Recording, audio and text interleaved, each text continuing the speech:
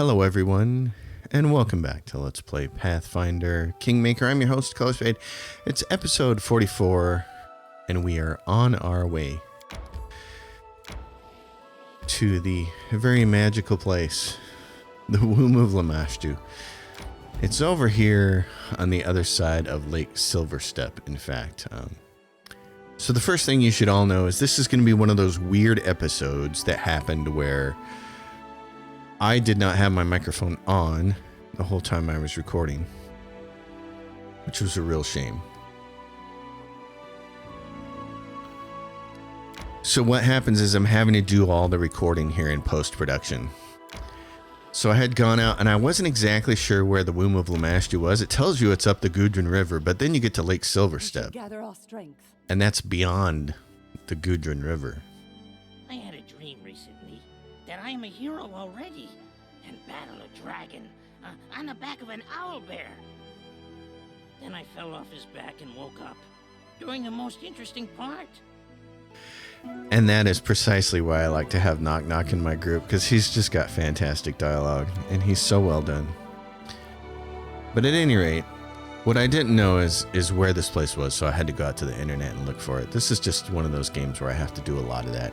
I have to keep my own notes, and I have to be able to look at things online to figure out where some stuff is. And the Womb of Lamashtu is a really good example of a place where it pays to have a walkthrough of some kind. There's a couple of good ones, and if I can remember it, I'll link them in the description below for these particular episodes that deal with the Womb of Lamashtu. You have to go over to the other side of that river that takes off the headwaters that lead into the lake, and you get here. And this zone ends up being way bigger than I remembered it. I couldn't remember if the Womb of Lamashtu was a big thing or not. It's huge. It's actually got two parts to it. So it's got the first area where we're going to end up having to fight a whole lot of spiders.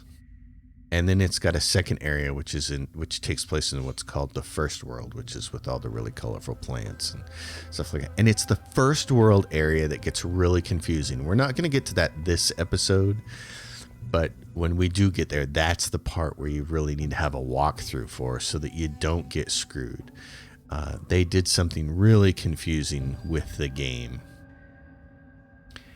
And I understand what they were going for, but I just don't agree with their methodology for how they got there, for how they designed that dungeon. So one of the things I did here that I was talking about, and unfortunately the microphone didn't pick it up because the mic didn't pick up anything, is I'm going to start cutting out the buffing. I noticed a couple of people were saying, they skipped through the buffing on the video, and I can totally understand why.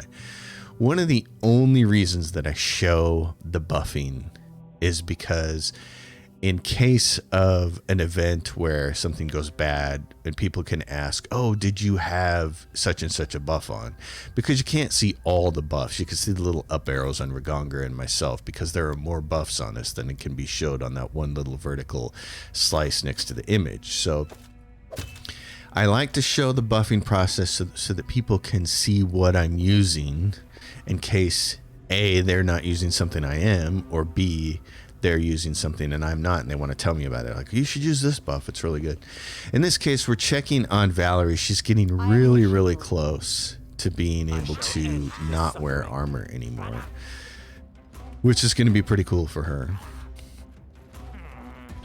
So we get a lot of goblins up front and early. And the nice thing with the goblins are easily handled by Lindsay, as a lot of things have been up to this point. It's why it really pays to have a bard in your party in this game.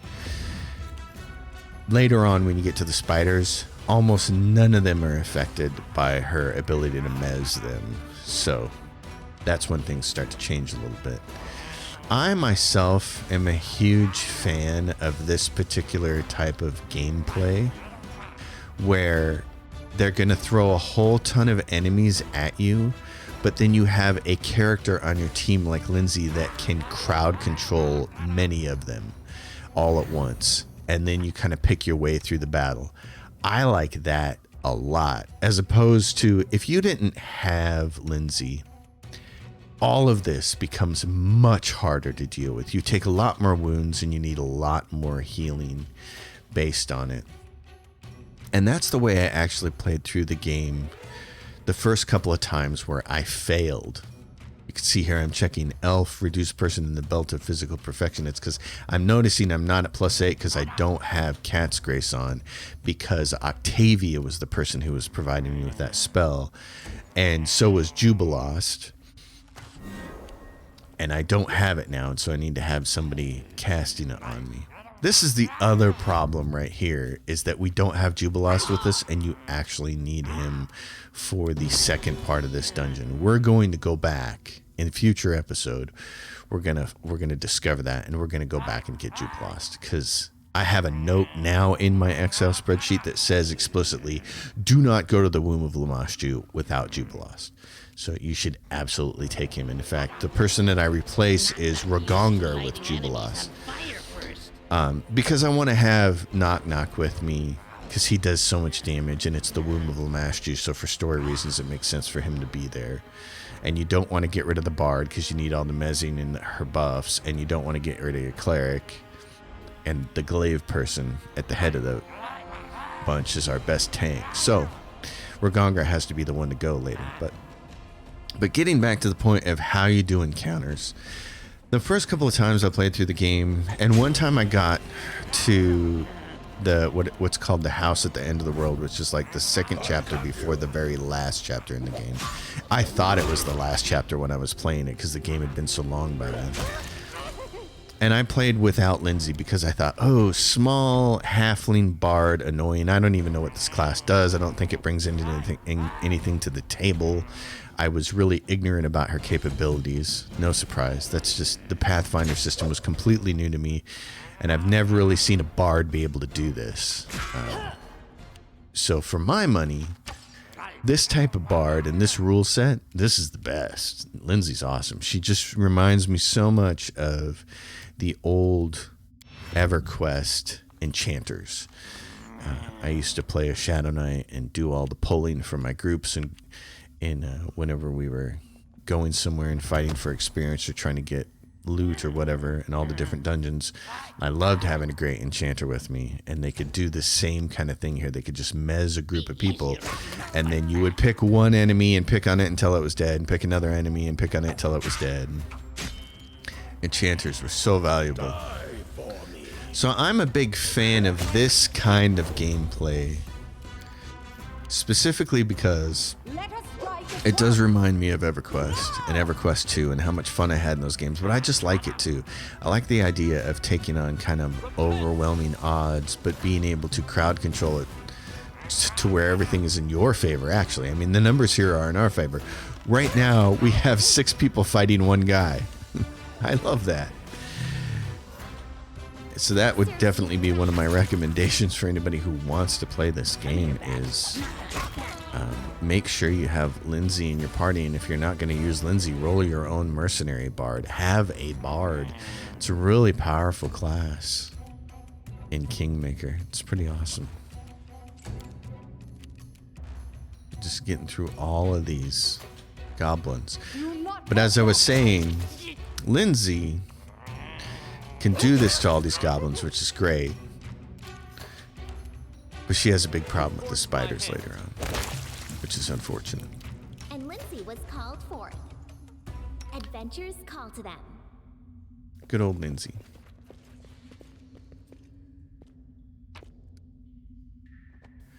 So there's not much to pick up.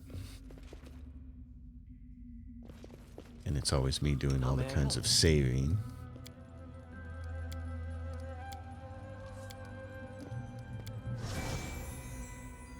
Light source so we can see a little bit better, because there is a pretty dark dungeon. And it just ends up being way bigger than I thought it was gonna. I also get a little confused with a couple parts here. But this is kind of the stuff that I live for in these games, these party-based role-playing games. And this is why I know Baldur's Gate is going to be a great game. Baldur's Gate 3. And I know people are going to love it, and they already are loving it. People playing early access and stuff like that. But it's a different kind of game. It's much more a Larian game, and it's not like this. I really like the way this game is put together. Obviously, the kingdom management stuff is annoying. We all know that, but it's one of those things where once you learn how it works, you can at least deal with it. But when we're here, when we're doing this part, when we're just dungeon diving and going from one encounter to another and getting to utilize the whole entire team's skill set, that's when I just have the most fun with this stuff. This reminds me so much of Battletech, because Battletech is just one mission after another mission after another mission, and getting to make your mechs stronger and your team stronger and your pilots stronger, and you keep gathering more and more skills and more new kinds of ammunition and weapons and getting more powerful, and every encounter is fun. Like, they're all very similar, but they're all just fun. And it's the same thing with XCOM and XCOM 2. Lots of encounters, and they're all really similar. XCOM does probably the best job of making all its encounters different from encounter to encounter because of the progression through the game. Because it seems like every mission or every other mission, you're getting introduced to a new enemy, which is corresponding to your own characters getting new skills to deal with them. I love the progression in XCOM 2. It's just fantastic. The Wand of True Strike. Yeah, I'm trying to figure out. I'm moving his stuff around. I'm really picky about how I have things on the board here. I need everything to be exactly so. But the difficulty here that I haven't, at this point in this recording, is I haven't quite figured out that Lindsay can't mez these things. Like, I would guess maybe 1 in 30 spider actually gets mezzed. So you watch them, they'll just run right in here. That one rolled a 4. Saving throw failed, but it's immune to fascinate. That's why. So sometimes when I'm playing, I don't have time to look down here in the bottom right. So that explains why. They're immune to it. So don't use it. But this is... Glitter dust isn't the right thing to use against these, actually. Which knife do you? I was thinking it would make them easier to see because they have concealment. Good. And I still don't really know if glitter dust affects them or not, but that's not the one that you want to use. You want to use the one, you want to use fairy fire on them because it does negate their blur. The spiders have a permanent blur on them, which helps with the concealment. But his fairy fire, which is up there in the middle on the left-hand side, you can see the shape outline of somebody's head, and it's kind of red there, that icon. Fairy fire negates that and makes it, you can smack the heck out of him. It's really nice. And look at that, just critical misses. There's some, I can't remember if it's this episode or some of the later ones right after this, but there are some seriously critical miss shenanigans going on. So, You deserved it. typical stuff for me. She rolled a nat 20. She finally hit something. Used to lighting enemies on fire first. Misses with a 3. Stay behind me. Glitter does 8 versus 18, but so you can see that it affects it a little bit.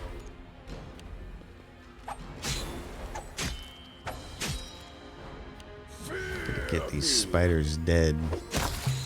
There we go. So anyway, lots of spiders. There are lots and lots and lots of spiders in this particular dungeon.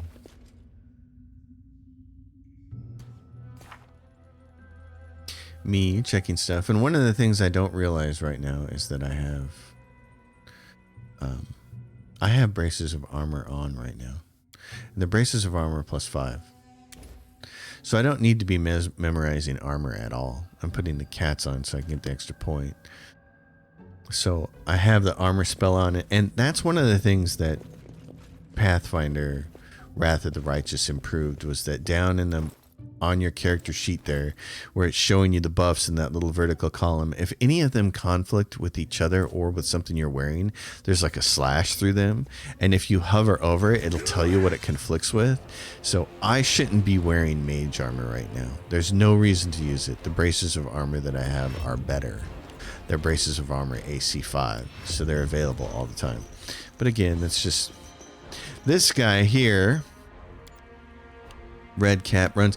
The red cap runs away, and it's designed to pull you into an ambush, but because we're playing in turn-based mode, it doesn't quite work the same way as it does in the real-time with pause mode. So we end up not getting ambushed. Kind of one of the advantages of the turn-based mode. Be easier if you not fight back. I'll cut you. Another critical miss. It would be really interesting if we had a lifelong log of a playthrough session of a game like this, like from level 1 to 20 when you get to the end, to tell you how many times you rolled a nat 20 and how many times you rolled a nat 1, because it feels like I roll a lot more 1s than I do 20s. And you can't really compare it to critical hits, because remember, the threat range on a weapon and skills like improve your ability to get a critical hit. So I could be rolling 17s and getting crits. But the number of nat 20s I roll seems to be a lot less than the number of nat 1s I roll, which is par for the course. This has been happening to me my entire life. One of the very first, there's one, so that particular spider, Primal Giant Spider is immune to Fascinate. Quick Spider is not. So that's why I was confused. The Quick Spider is not immune to Fascinate, and it failed its saving throw and it got stuck. But all the rest of them are immune, so there's no sense in even trying to do that skill. You might as well just give your group the plus bonus to hit.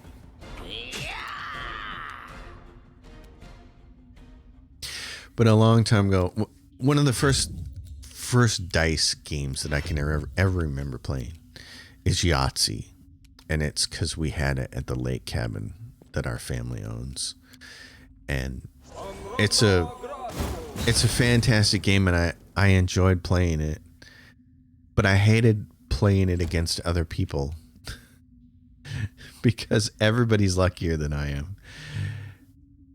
And this was the thing about my ex-wife. She's literally the luckiest dice roller I've ever seen. Like, there was a point in time where I wanted to take her to Vegas and just have her roll craps or something, because I've never seen anybody that lucky with dice before. We tried playing Yahtzee a couple of times and it was ridiculous. I mean, it wasn't even close. Die for me. And I know there's no scientific basis for this, but it really does feel like there's something inherent in people, whether they're lucky with dice or not. It really feels like all of us were put together by the Fallout 4 character creator, and we all got to choose, our stats. And so I decided to crank up things like intelligence and strength, and I sacrificed luck. It's like a 1, which really sucks. If I'd have had any idea that I was going to spend my life playing so many games based on dice rolls, I might have given myself more luck. Be generous to them. I don't know what I would have sacrificed, though, because my agility is already 0. My agility is a 1. My endurance is a 1. I took all my points and put them in other places. My perception is really low. Like, it would be fun to try to roll myself as a Fallout 4 character. I pretty much know what all my scores are. I wrote it like I saw it. Lindsay, yeah, that's the hard thing. Is got to make sure to shut that off, because it doesn't shut off on its own. Got to manage that a little better. I start managing that a little better in the next episode of the one after it. But Lindsay is such a fantastic character. Her bard class is really useful in this game. I like it a lot. I'm waiting for that to pop up, but it's like, no. Fine traps, you turkeys.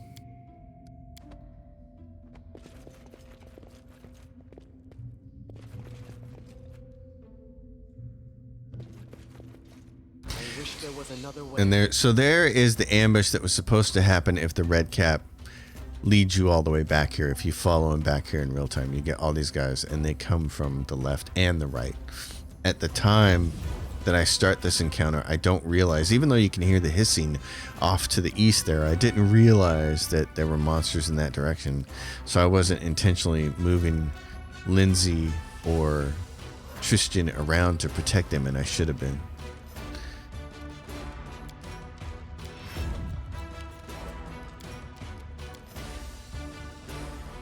So we decide here, and I can see something back there, and I don't know what it is. And I'll give you a clue. It's a very giant slug. It's a big, there it is. It's a big slug-like thing. Oh no! So Tristan launches a bomb, and I figure, I'll make him get out of here and be safe.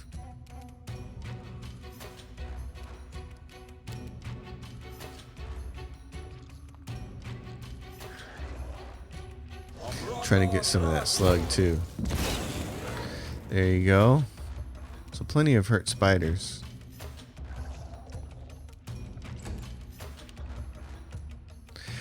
That's the other thing, is I've never really used Tristan as the fire starter that he is, but he's a pretty good, like, you know, singular evoker in a way.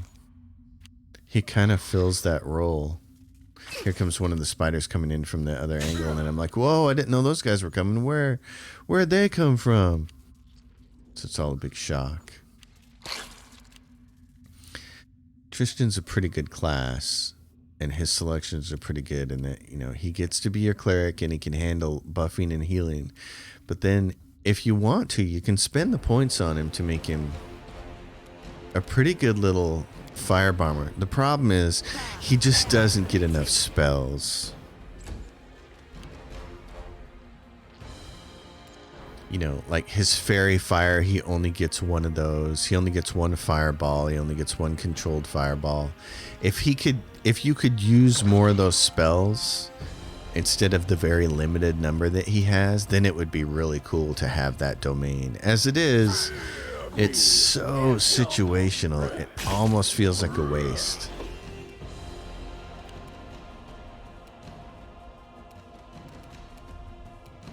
But I'm sure there would be people saying that if he did have more access to those spells, they'd be like, it's overpowered. Well, Color Me is one of those people who likes overpowered stuff.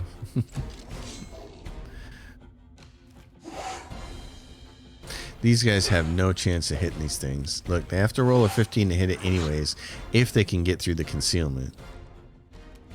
So at this point in time, it's like, And then Knock Knock's missing. Knock Knock only has to roll a 3 and a 2 to hit stuff, and he rolls a 4 and a 5.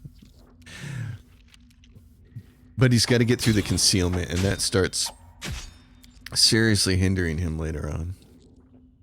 Stay behind me. She's only got to roll a 2. We got this big, huge sludge guy coming in. I love it when these guys start attacking my skeletons, though, and not me. That's the benefit of having those guys. Lindsay, and she's sitting here trying to figure out, what can we do to Giant Sluggo? Can we give him overwhelming grief? Well, he's immune to it. So there it is, immune to overwhelming grief, and he's going to spit at her, and that's the first time learning it. Oh, he does acid damage. So before we all get fried, we got lucky and he missed, but before we all get fried, we need to get some energy resistance going. So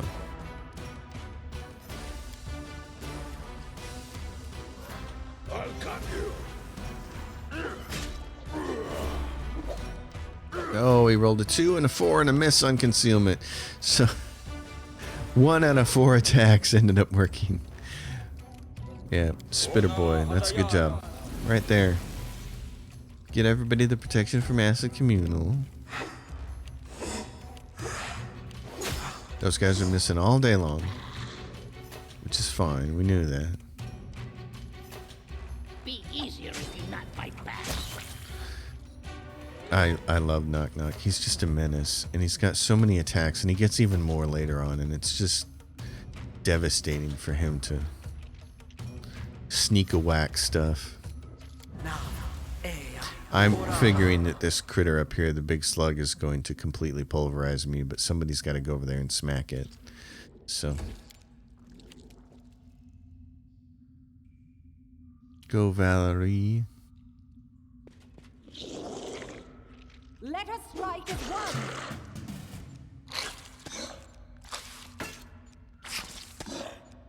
So you can see it's got a pretty fair number of hit points too, that slug does. So pay attention to that. Checking her stats to make sure she's getting everything here.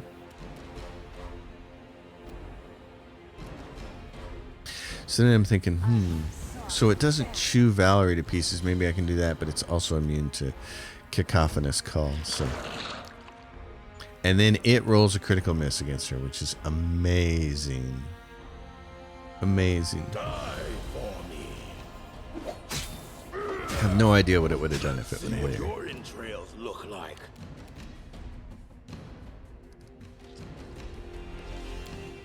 This is a spell I get rid of later. This is just isn't worth it to me. He gets one. These summons are just not, I don't know. I don't think they're as hardy as the skeletons are, and they certainly don't hit worth a darn.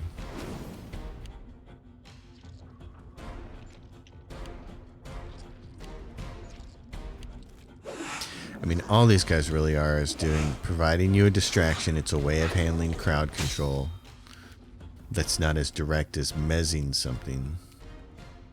Knock, knock. You want to go up there and poke it? Come here, Bax. Knock. And look at that. He did 50 damage on that thing. He just crushed it. And then Valerie got in a hit because he crit it. God, you gotta love those teamwork feats. They're just awesome. Critical hit, sneak attack, 50 damage. It's dead.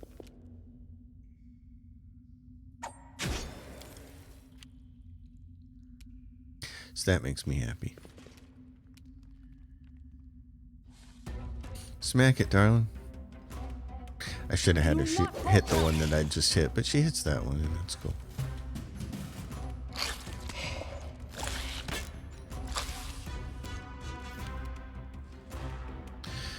Lindsay, might as well just shoot at stuff. There you go.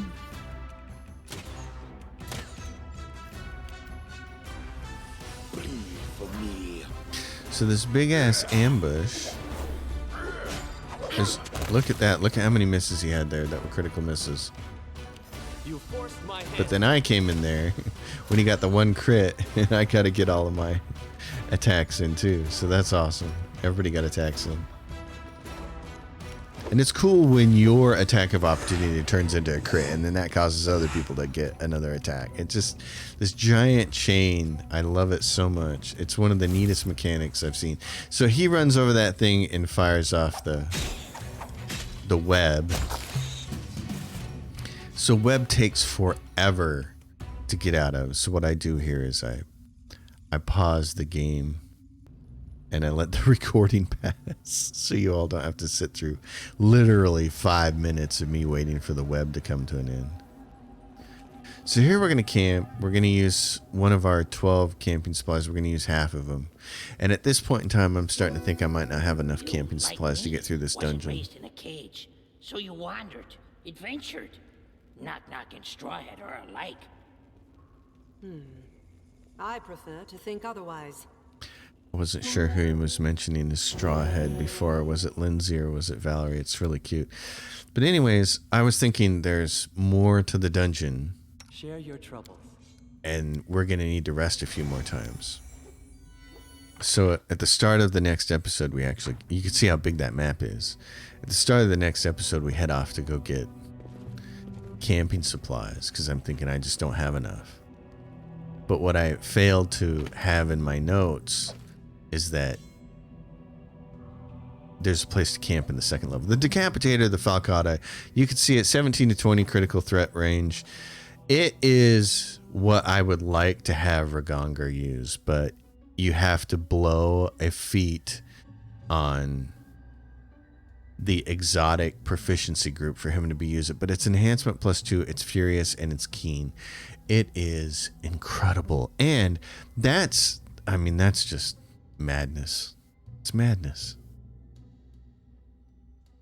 So then he can take a weapon. And I don't know if keen on a weapon stacks with the improved critical effect. Oh, I should look that up.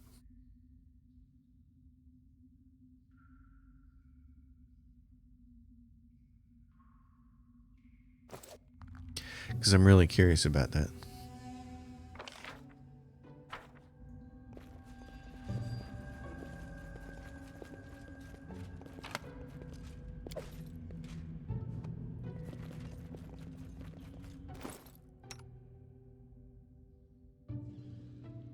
Yeah, so improved critical, which doubles your threat range on a weapon, does not stack with keen. But I'm looking at a website where people are saying they have all kinds of house rules for this, for how they deal with it.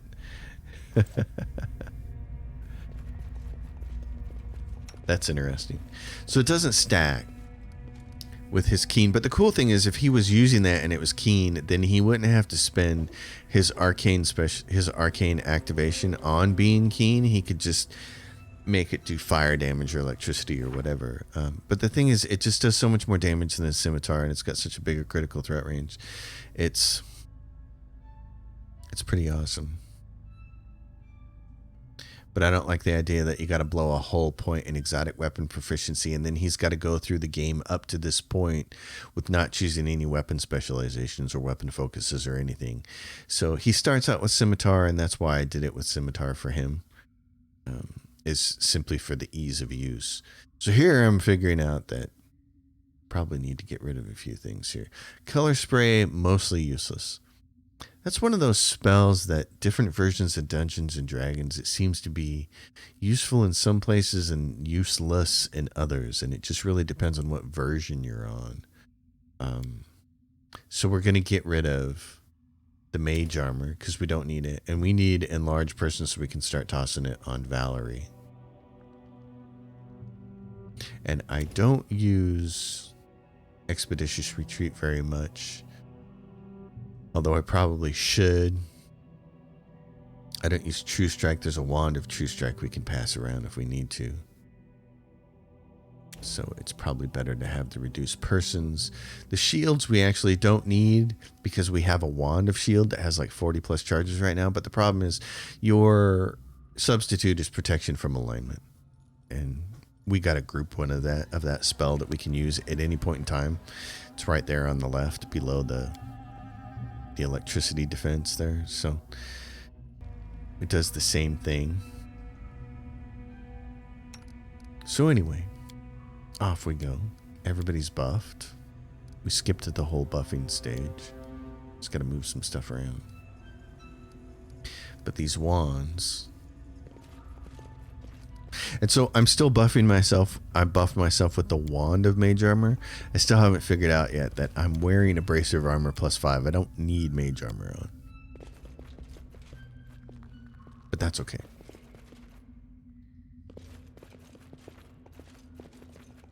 A whole bunch of edible moss.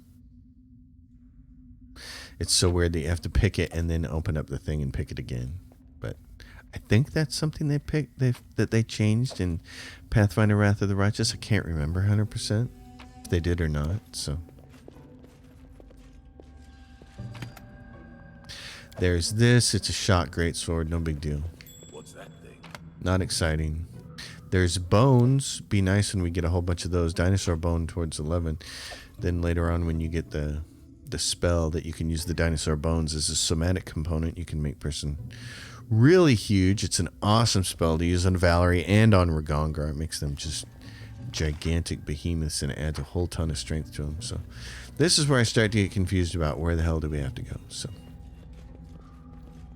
more spiders. This whole area is spiders. And this is where Jubilost would have been useful. But still, you don't need Jubilost for this first level of the Womb of Lamashtu. Where you start to need him is the second level because it has swarms. And there simply are no way to take care of the swarms without him. Because if you try to just get by with using the flasks, the fire flasks and the acid flasks, here's the problem. Nobody on your team can throw for shit. So everybody's throwing those flasks and taking a -4 penalty to hit because they're throwing into combat, and nobody has extra damage bonus on them, so they're doing like 2 pieces of damage at a time. It's just pathetic. So the swarm is a case where I don't like it because there's only one way to deal with the problem. There's not multiple ways to deal with the problem. Like, everything else in the game can more or less be solved in multiple ways. For instance, when you're looking at the goblins that we faced when we came in, and there were a whole bunch of them at the very start of this video. So there's a whole ton of goblins. If you have a bard, then that bard can use its mesmerization skills, and it can mez them all, and you can chew them down one by one like we did. But if you don't have a bard in your group, that doesn't mean it's death for you. It just means that you're going to have to fight harder, and you're going to have to heal more with your cleric. You could decide to trade out the bard and the cleric and just go with 6 damage dealers and see how fast you could mow everything down. That's another possible solution. You could get characters in there. You could bring Octavia with you and have her spin area of effect evocation spells all over the place. I mean, imagine if we swapped Lindsay for her. Octavia could still haste and cast a bunch of area effect evasion spells, and she could cast things like web and other spells that make the ground hard to travel on, so all the goblins couldn't get in you on it all at once. And you could swap out Tristan for Amiri. There's another character that hasted. She's going to get 3 attacks, and she could just mow stuff down. So there are multiple ways to deal with that first pack of lots of goblins. But with the swarms, there's only one way to kill them. No weapons kill them. So you either have to have somebody like Jubilost who can throw, or you have to have controlled fireballs. That's the only other way to do it. And Tristan only has the one controlled fireball, so you're good for using that one time. That's not a solution. So I'm just not a huge fan of the swarms because of the type of problem that they present, meaning there's only one solution to them. I just don't like that kind of gameplay. I wrote it like I saw it. I always feel like the benefit of having a really diverse party is that you have multiple ways to solve problems. So I hate it when developers present you with the problem that only has one solution. So here we're starting to see that there are some lower levels and things that we can't get to. So how do we get there? This is where I start to get confused on the dungeon. And part of it is because it's been rotated a little bit. And since it's been rotated a little bit, I can't tell exactly where I should be able to go. And I haven't yet at this point opened up a really cool map that I should show here. Let's see. 38-minute mark. We're going to splash that map up there. There's a really cool map on the site, and it gives you a really good idea of what this first level looks like. So it's really cool.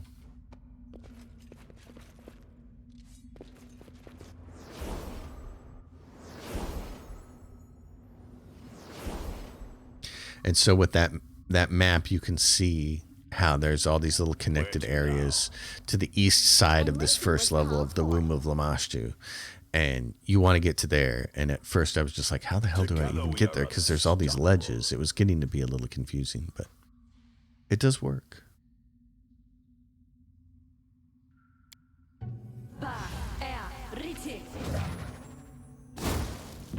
Buffage.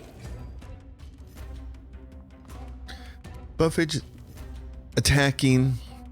You can see that spell didn't damage those spiders very much, so It's like, what do we do? This gives you a +1 deflection bonus to your armor class.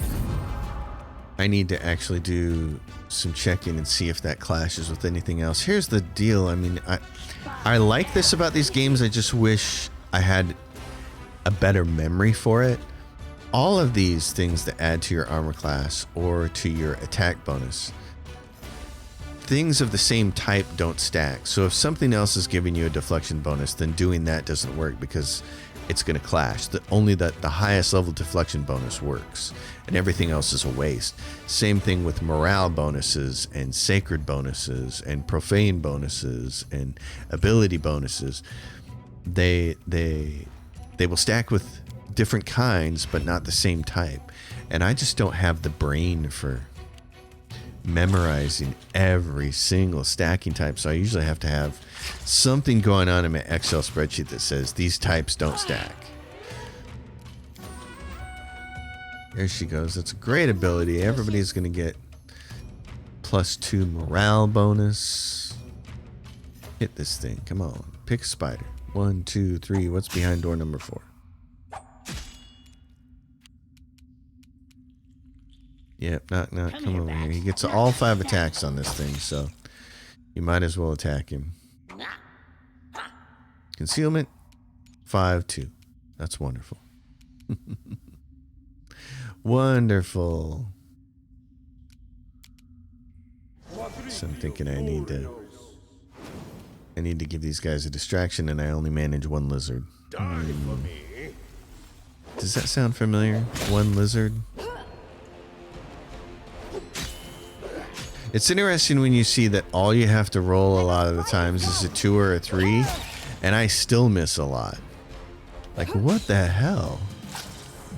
She hit a critical hit for 50 on that one, though, against that primal giant spider. That was nice. Poor Lindsay, there's just not much she can do here. This is where I step in.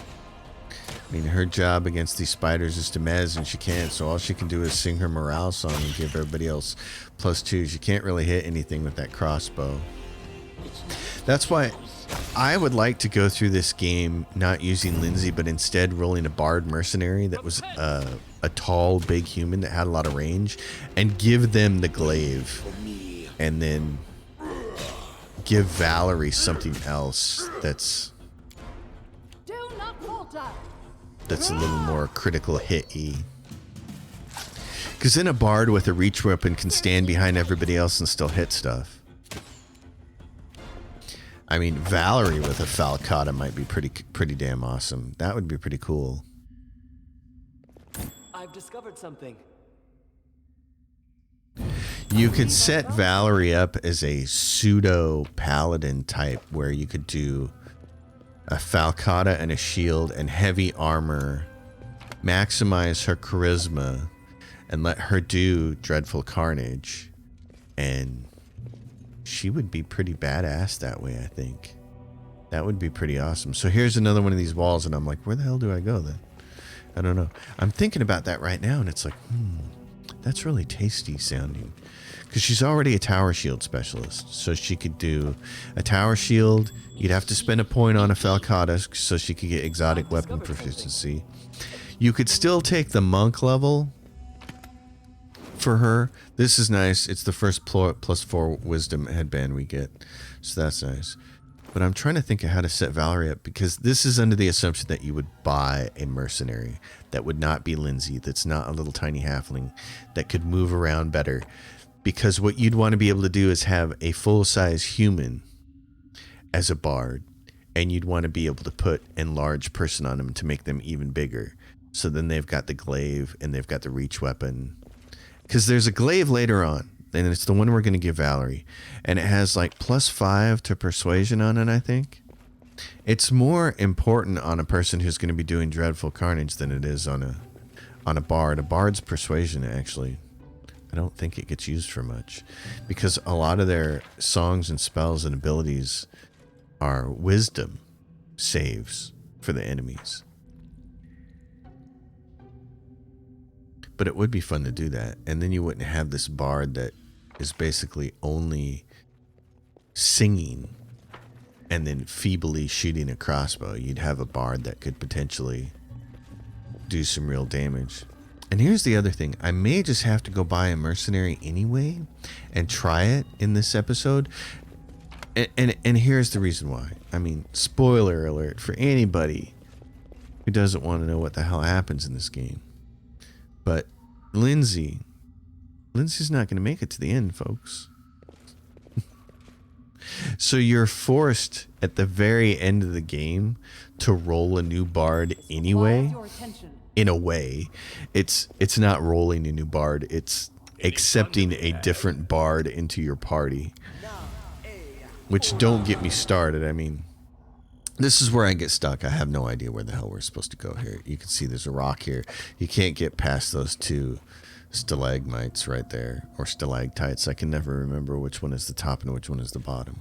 Which one sticks on the ceiling and which one sticks on the ground. Is it yeah, stalactite, stalagmite. I wish I knew. M would be closer to the letter G. Is it a stalagmite? Let's look. You know what? This is the advantage of not having to record at the same time. I'm just doing the voice. Stalagmite. A stalagmite, a mound of tapering column rising from the floor of a cave. So that makes sense. Since the M is closer in the alphabet to the G, that's how you remember it. Stalagmite. And a stalactite comes from the ceiling, which doesn't make much sense because the T is even further away than the C, if you wanted to say that. But I like the whole idea of the M is closer to the G on the ground. That works. I can remember that. Yeah, so here I'm like, I have no idea where I'm supposed to go. And this is the point in this episode where I decide to start checking that external site and seeing, okay, what the heck is going on? And I find that map. And that's when I move around to this area. I've oriented this map. I've rotated it so it matches the map on that website. And I can see there's this area that I missed right there. So that's really helpful.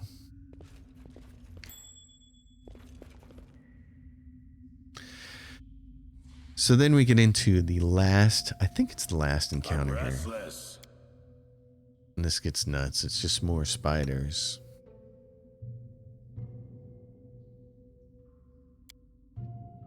Yeah, so the thing with Lindsay is she's part of the story. She's the chronicler of the adventures. So I'm not real big on the whole idea of rolling a new What troubles you? bard right now. But if I did, there'd be two things I'd want to do. A girl told me my eyes light up her world. I said that the blessing of Sarenrae will light up her soul. She seemed disappointed. It's pretty funny. Tristan. I mean, that's pretty funny. That's kind of like. It's pretty funny, a little bit of dialogue there. But if I was going to re-roll anything right now, what I would re-roll is I would re-roll Valerie and maybe get her to use that falcata, because that would be pretty awesome.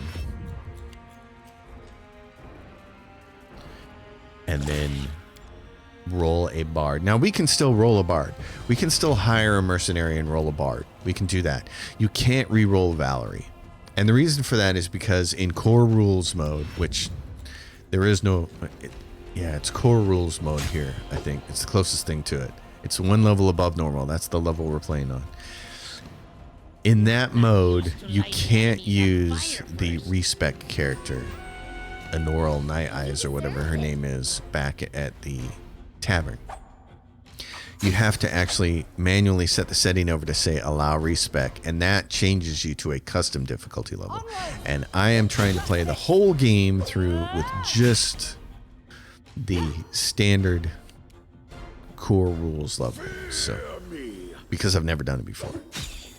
Like killing that giant owlbear last episode was awesome. That was one of my biggest concerns about playing on this particular mode, because enemies can crit you and everything is even Steven. It's like there's no advantage to you, there's no advantage to the enemies. It's the core rules of Pathfinder, and I was really concerned about that encounter. But that was so much fun to get by that owlbear and absolutely roast that thing.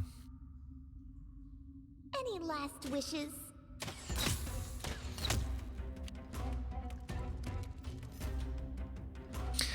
So if we were to hire a mercenary, Stay that would be fun to do. I'll cut you. You'd almost want to go, is a bardiche an exotic weapon?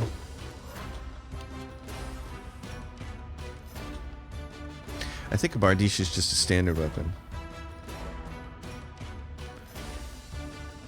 No, it's martial weapon proficiency, which the bard wouldn't have.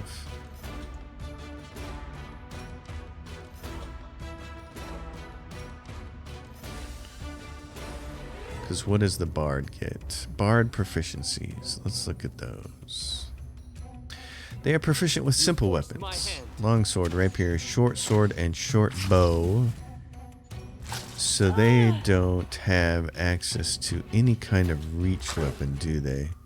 Oh no, let's see. Yeah, because a bardiche is Come here, Bax. Knock, knock, stab. martial. You'd have to spend a point on a martial weapon to get her. Probably, yeah, because a glaive is also a martial weapon. So you'd have to spend a point on that no matter what. And if you were going to do that, you'd probably want to go with the bardiche because its crit range is 1920 times 2. That would have been the thing to do with Valerie. The problem is the one glaive that you get later on. There is a glaive later on that's pretty impactful. So anyway, all kinds of dilemmas. I mean, if the glaive didn't exist that had the plus to persuasion for it, which makes it so much easier for Valerie to hit Dreadful Carnage and stuff later on, then I would definitely have her using something else. I might even spend the points for her to get exotic so she could use a falcata with a sword. Or no. The thing to have her use would be the Faust Shard. If you're gonna go exotic, have her use the Faust Shard. It's two-handed in its reach, and it's 18 to 20 for its crit range. Oh, that makes me want to respec her so bad.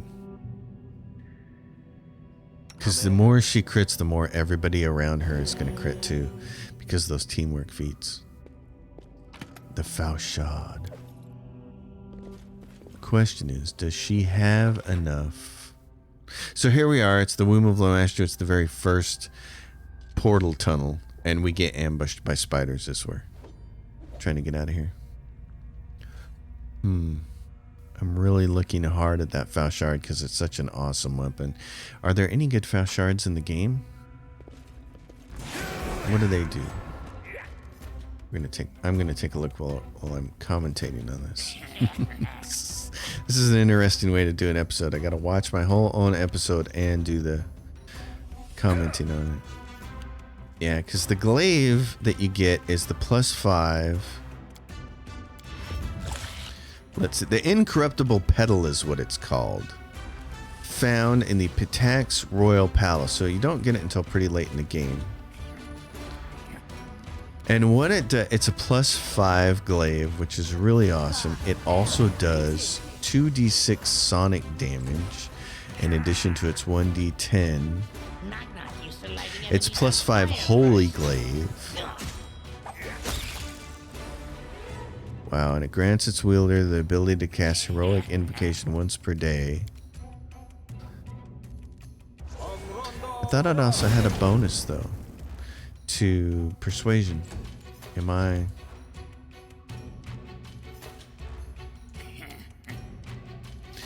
thinking about something else? Maybe.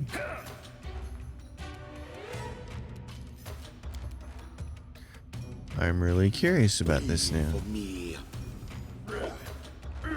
Oh no, it's the Deterrence Glaive.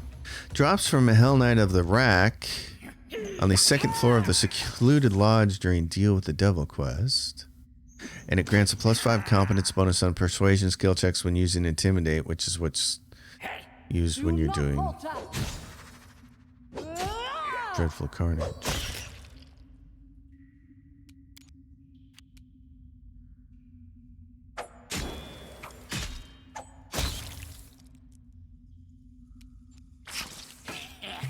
Yep, so Dreadful Carnage is whenever you reduce an enemy to 0 or fewer hit points, you can make a Persuasion to Intimidate check to demoralize all enemies within 30 feet as a free action.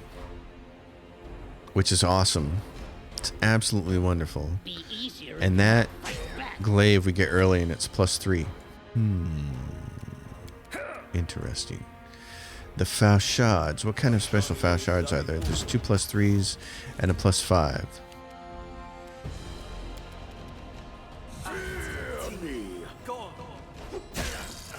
Interesting.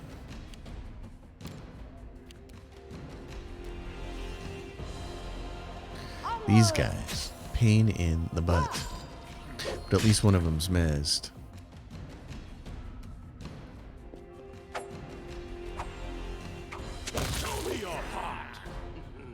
Cacophonous call. Yeah. He succeeds at his saving throw check, but so we just have to cut him down the old-fashioned way with knock knock. Who wakes that guy up? Come here, Bax. Knock knock stabs you. Ha! Ha!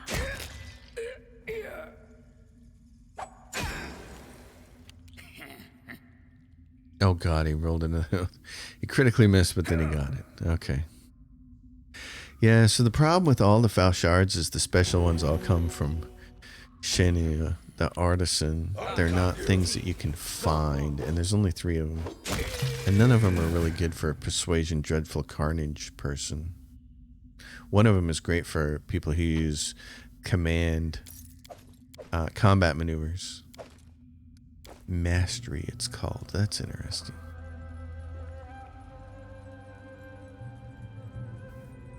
Grants its user continuous freedom of movement, immunity to trip and bull rush, and a +5 enhancement.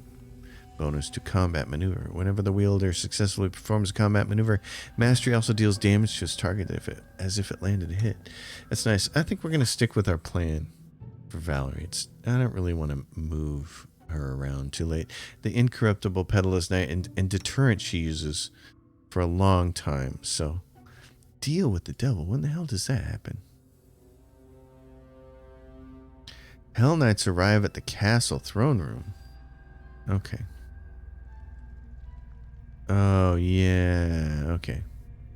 I remember that quest. Anyway, at this point in time, I'm trying to figure out what the hell to do with Tristan because I want to get his spells set up. He doesn't have spell set up a lot of way. Anyway, oh yeah, this is the end of the video. Guys, that's it. It's all over as usual. If you dig it, give it a thumbs up. Sorry for the weird audio issue my mic didn't capture, so that's the way it is. I'm going to go through everybody's spells and kind of rearrange them because I'm really realizing what the hell is going on with mage armor and stuff now and my bracers that my character's wearing. So I'll see you all in the next episode. It'll be normal. Thanks for watching, everybody. Till then, happy gaming.